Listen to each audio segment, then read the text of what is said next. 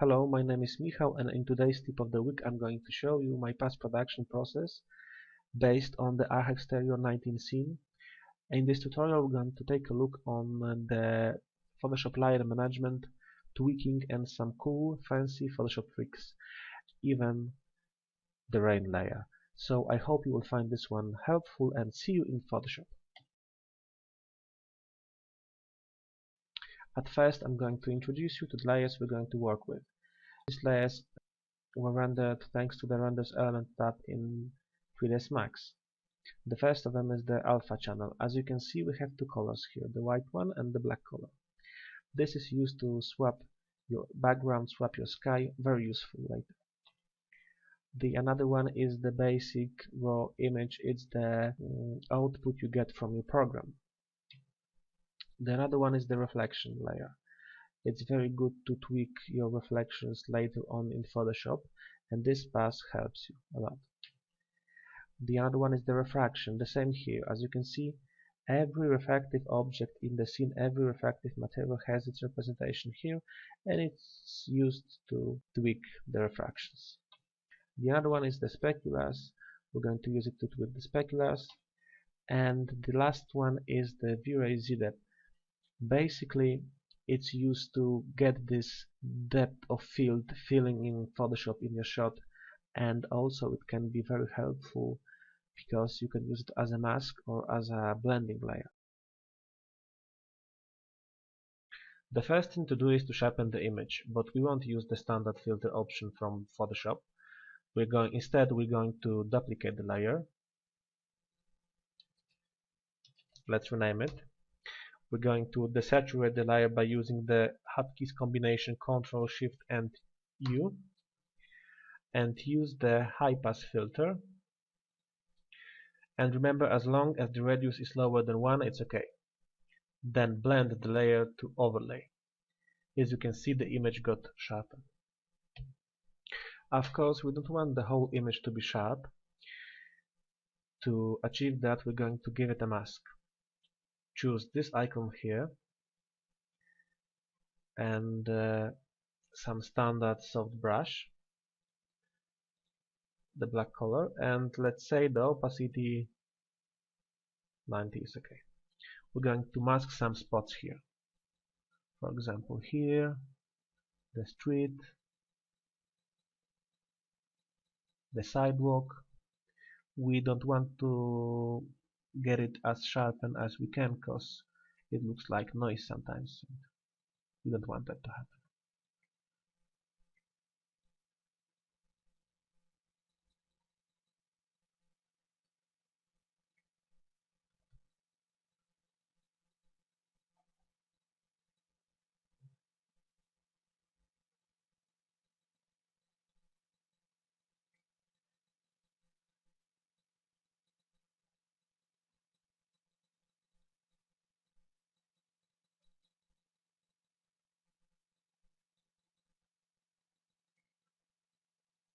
And don't forget about the building.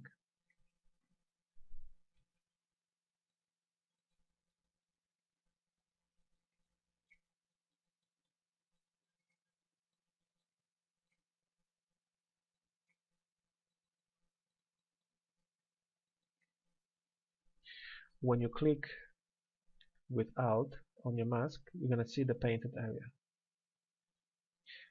Okay, I think we are done for now.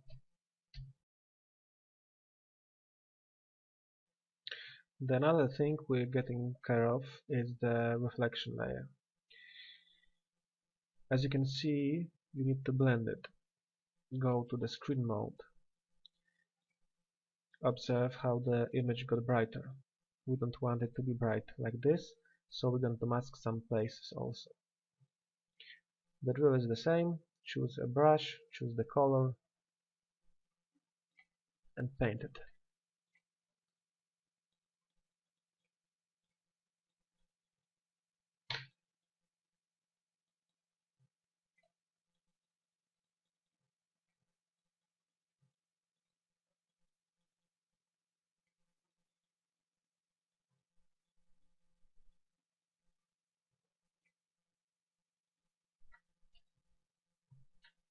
I will change the opacity.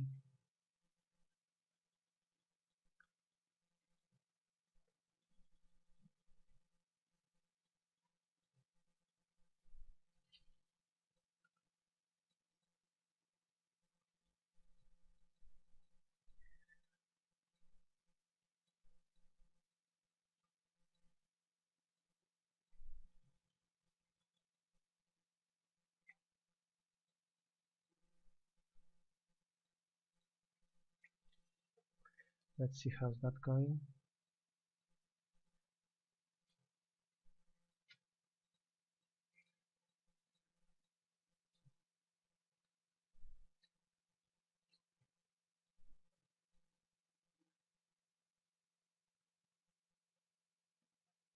Okay, I think we can leave it like this. Let's take a look at the reflection layer again. Maybe we should change the opacity. Maybe something like this is better.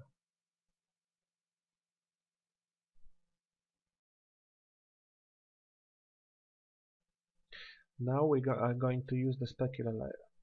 We should blend it to screen.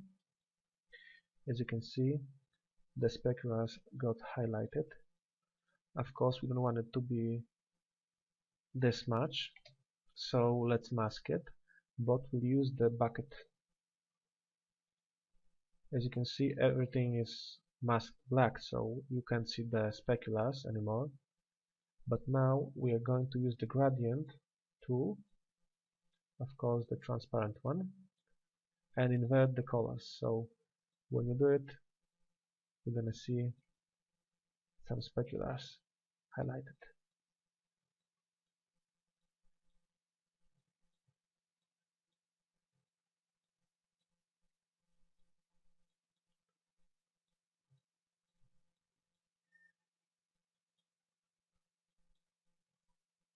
A lot of things in post-production depends on the mood you want to achieve, and it's about your feeling.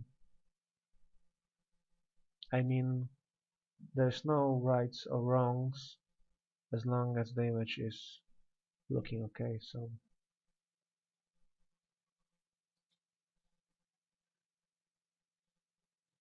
okay,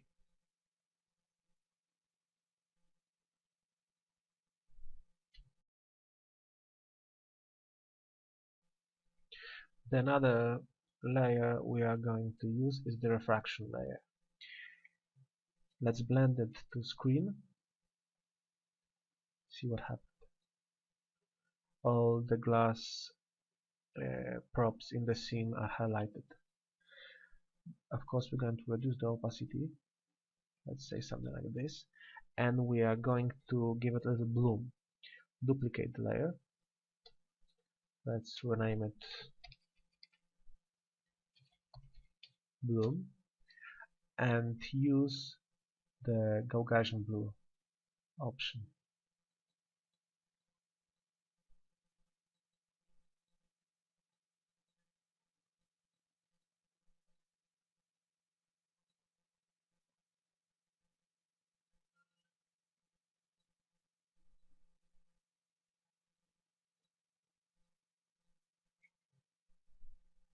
As you can see, there is this bloomy light coming through the windows, and it's a good thing. It always looks nice on your renders.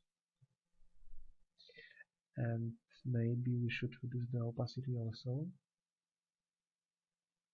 Or maybe we'll leave it like 100%. And now we are going to give it a little bit more saturation. Use the hue saturation option, and let's give it something like 26. Okay, and we're going to mask it also. So let's use the bucket tool, the black color. Now use the brush or maybe the gradient again. Invert the colors and use it.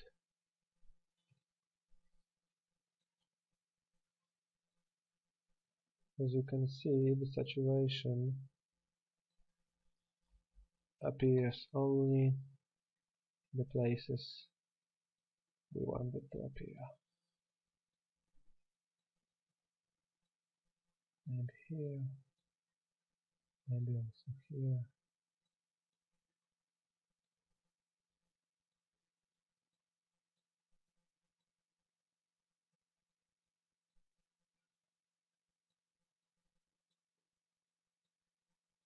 Okay, let's check it.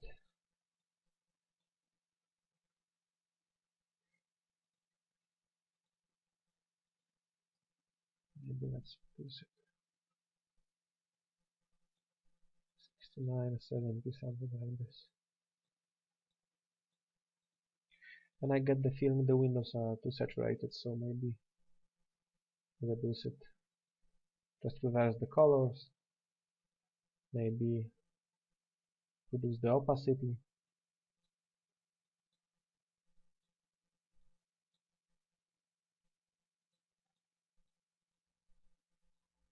And I think it looks okay.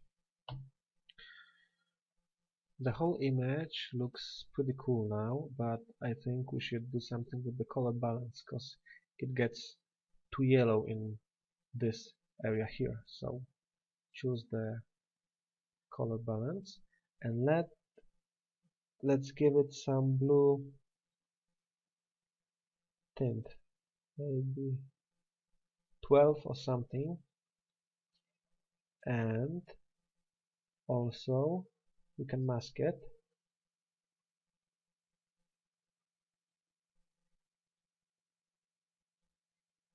Use the gradient, reverse the color, and use it.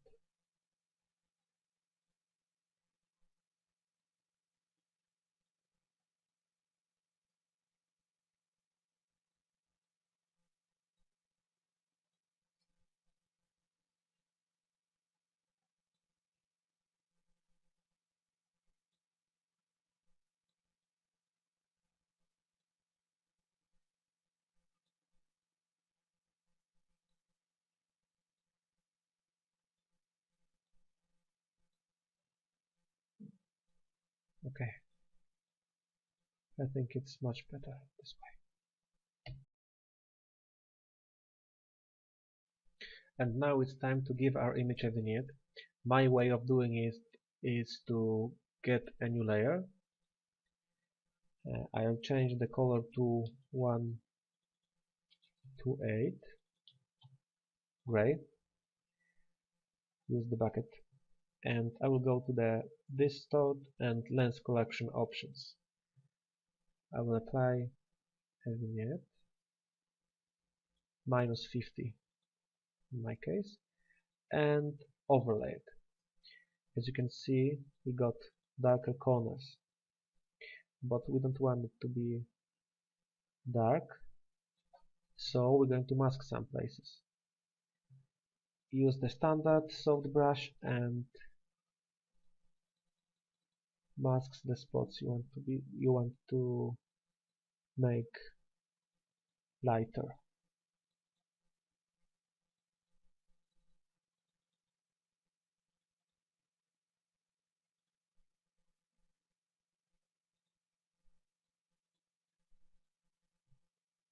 Okay. Maybe reduce the opacity and remember to name it.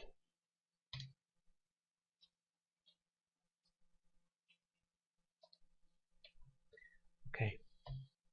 Now I'm going to give it more contrast by using this little trick of mine. Duplicate your layers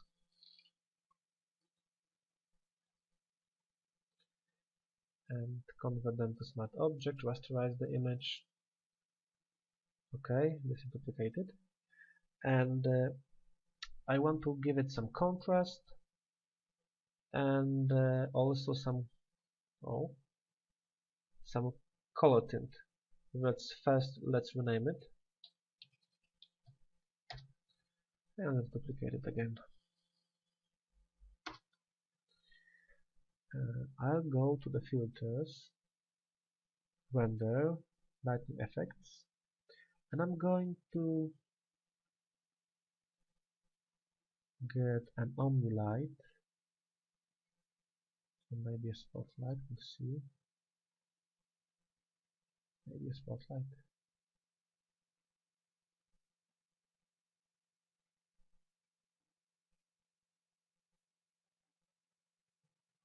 Something like this.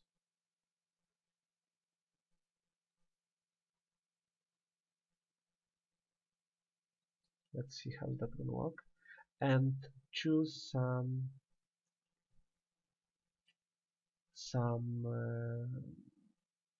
bluish kinda color, something like this.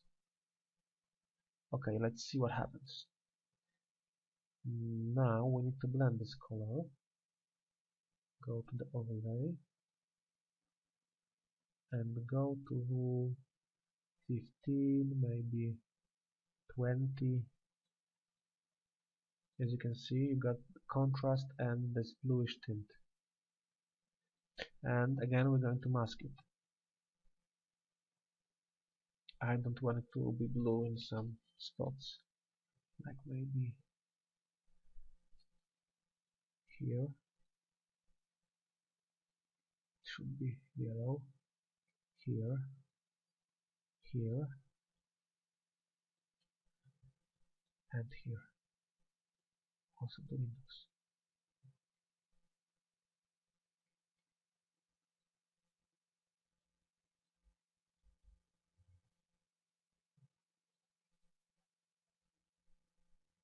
I think the mood is better. Every post-production is kind of a cheat, and we're going to cheat here also. We're going to achieve this kind of atmospheric tinty effect. Let's call the new layer bloom, fake bloom, and choose the round gradient, transparent one, with this kind of bluish color. Apply it and give it the screen mode. Reduce the transparency and also reduce the size of our gradient. Copy it again and change its size to make it bigger.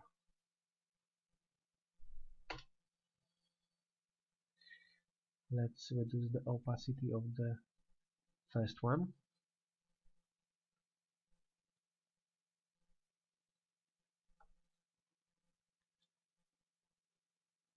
And maybe get the upper one a little bigger, like this. I think it sits good.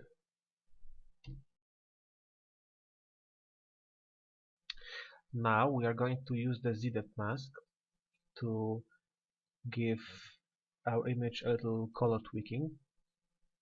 Let's go to the color, to the hue and saturation options, and let's copy this one to the hue and saturation. So now the Z-depth is the mask for the hue and saturation. As you can see, when we saturate the image, the saturation appears only in the white places. And as long as you have this cool and smooth gradient, it looks natural. And of course, you can invert your Z-depth layer. And we're going to invert it, but we're going to change the saturation to something like maybe 32.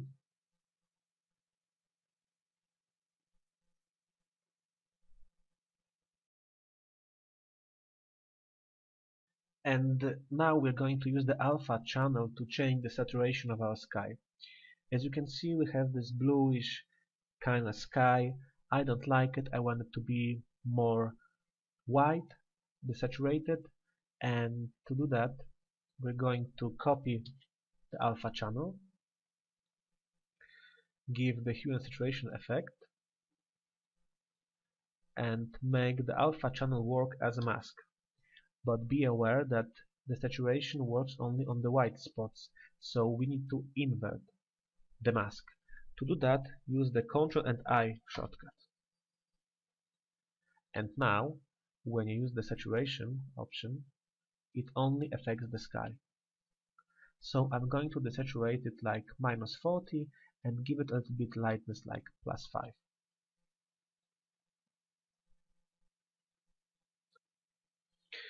I have this trick about faking the atmospheric effects using the Z-depth mask. So I will try to achieve this fog here. So we'll copy the Z-depth and we'll rename it like fog. We will copy it again and get a mask and paste the same layer into the mask, but inverted. You get something like this, but when you blend it to screen, you get this fog. So remember to use the opacity to make it work for you.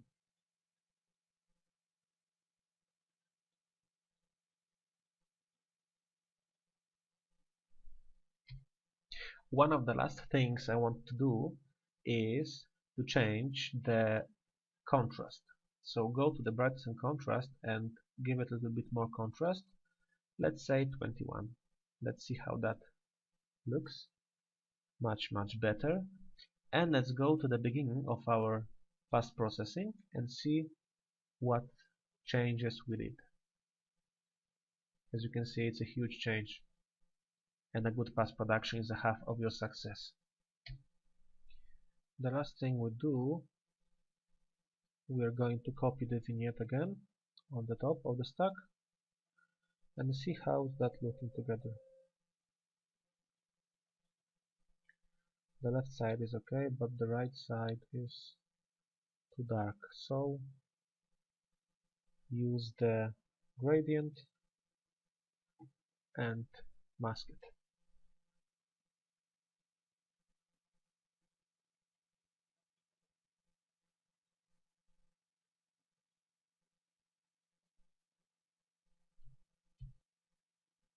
Another thing I want to do is to copy the sharpen layer, but under the vignette, and change its opacity to 50%.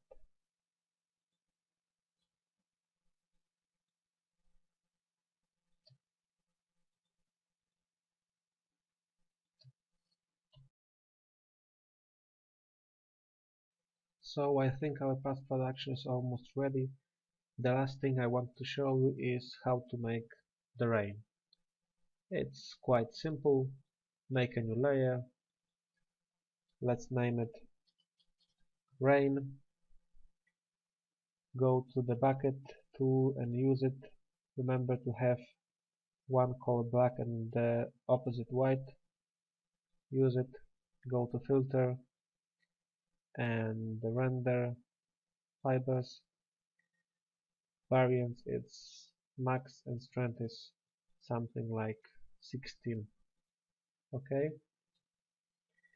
Now resize it and let's rotate it like this. It doesn't look like rain yet, but it will be, don't worry. And change its blending to screen. Oh no, first go to the blur and use the motion blur. Try to find the suitable angle.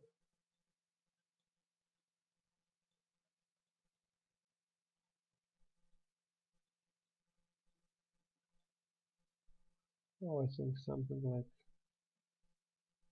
between 62 and 65. Let's try 63 and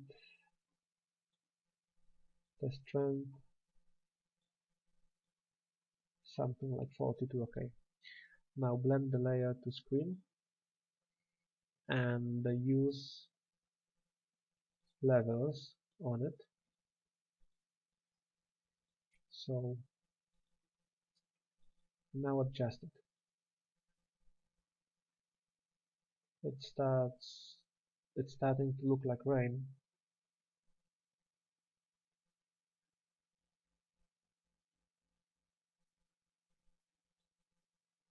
And now we can change the opacity of our base rain channel and give it a little masking. So change the opacity to 48 or 50 and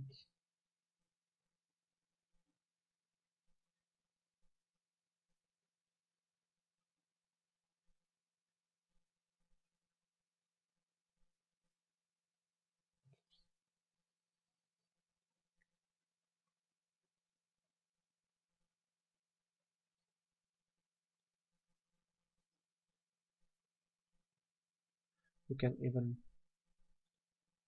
copy this and change its size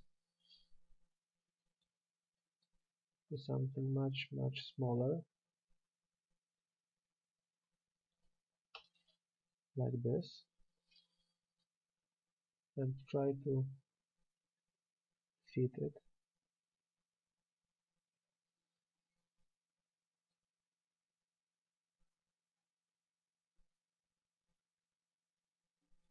Okay, and mask it.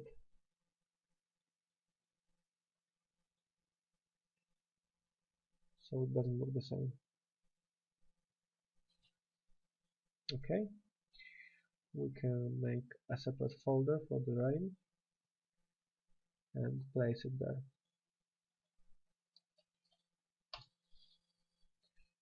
And the rain is ready. We can try to play and make better masking, but it depends on you.